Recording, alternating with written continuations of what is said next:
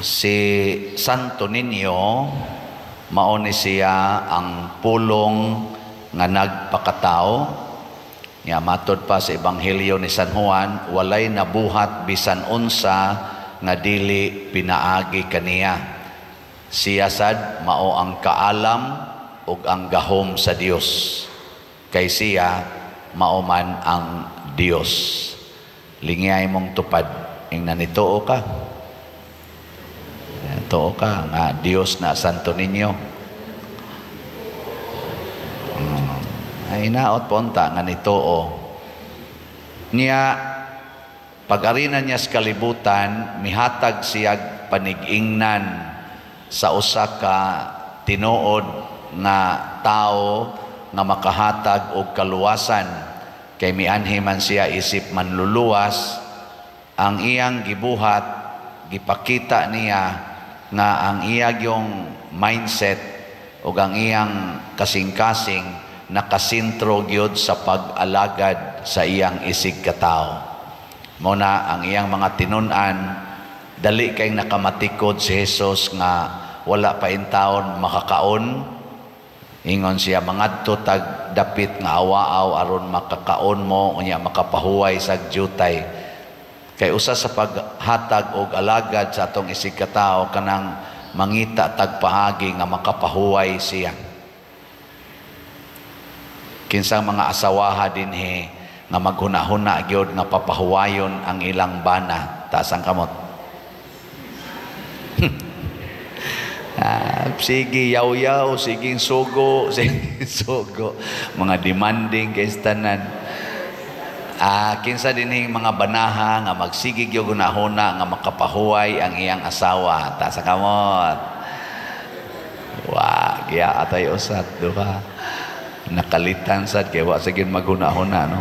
Kinsa dinhing mga ginikanana nga nagsigig yung gunahuna nga makapahuway untang ilang mga anak. Taas ang kamot. Kanang di gyud manugo ba? Oy, otro sad mo. Kinsa sa dinhing mga anak be nga magsigig yung gunahuna nga ang ilang inahan o gamahan makapahuway unta. Taas ang kamot.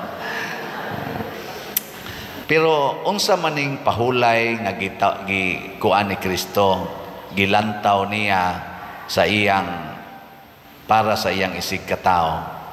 Dili ra ni physical. Dili physical rest. Kay kanang physical rest pwede ra gyud nato buhaton anytime. Na magani uban ninyo, nagmisa ang pari, kamo nag-physically rest, no? Agas ang laway. So, nag-biblical rosary ta ganiha. Daghan kayong physically resting, no? Santa Maria Diyos. Di na maong pahuwaya. Kay daghan nato mukawat-kawat og pahuway physically.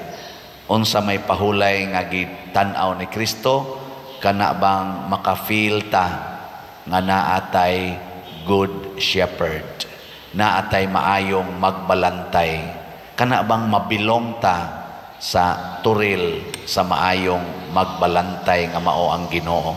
Mo nang pagbiya niya dito physically sa pikas tampi sa lanaw, nakit-an siya sa iyang mga sumusunod kato mga katawhan nga mibiya.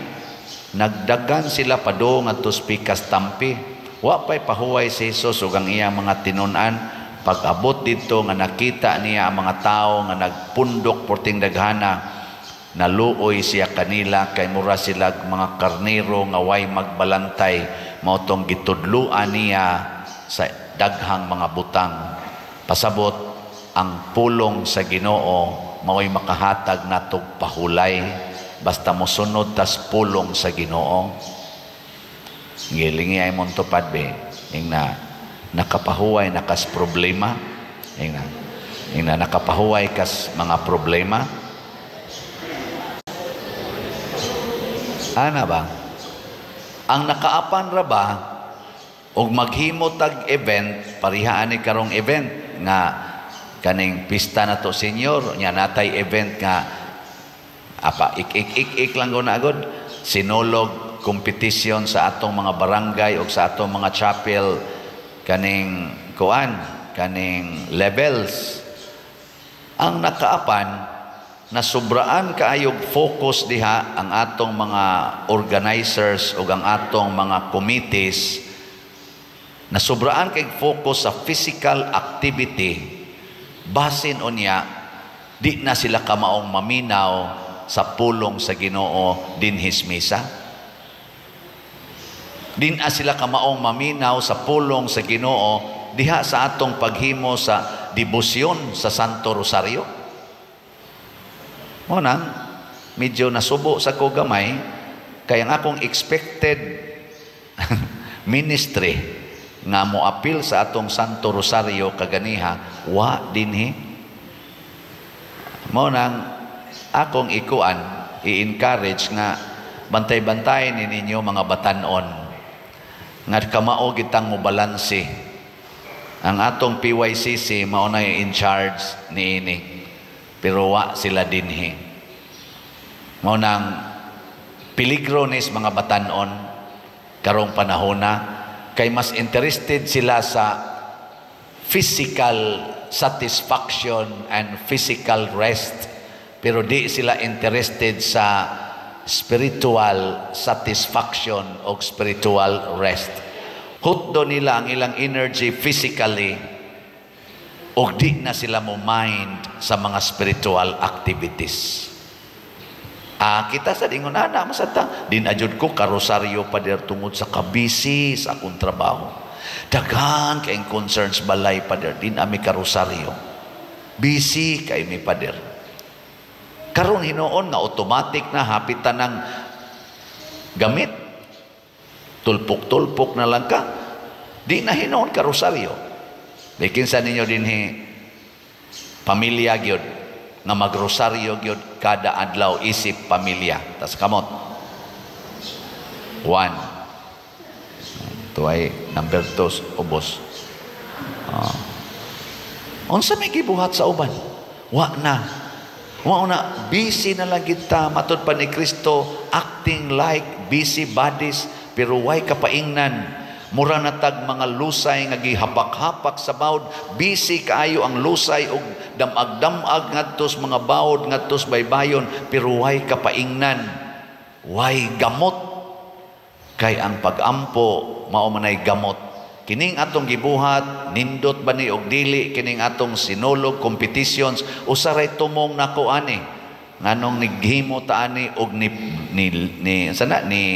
gasto tag minilyon. Nga naman, aron unta mo gamot sa atong kasing-kasing ang gugma, ang bato balani sa gugma ni Santo Niño.